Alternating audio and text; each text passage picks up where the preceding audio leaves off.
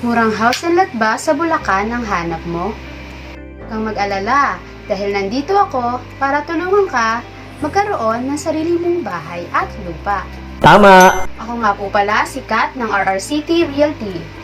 Trusted agent na makakasama mo mula requirements, reservation hanggang sa paglipat sa dream home mo. Aalamin natin ngayon ang kaibahan ng inner unit, end unit at corner unit townhouse ni Apex Homes. Ganito po ang itsura ng inner unit dito kay Apex Homes na merong 2-story townhouse. Kung napapansin nyo ay magkakatabi po ang mga unit nito at wala siyang spacing. Ang pinaka-spacing lang po nito ay dito sa pinakaharap ng inyong bahay at sa pinakalikod po nito.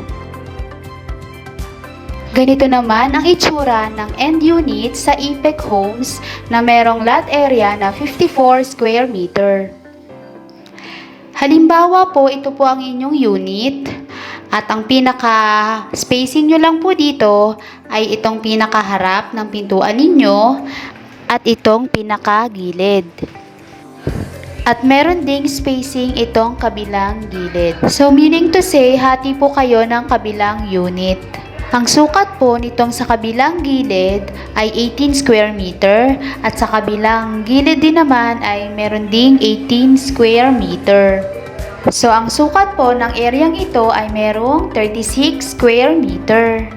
So typically po kapag pinag-add nyo po itong 18 square meter at 36 square meter, ang magiging lot area niya ay 54 square meter. So, yan po ang end unit townhouse kay Apex Homes. Ito naman po ang corner unit dito kay Apex Homes. Pag sinabi pong corner unit, ay meron pong kalsada sa inyong harapan at meron ding kalsada dito sa inyong gilid.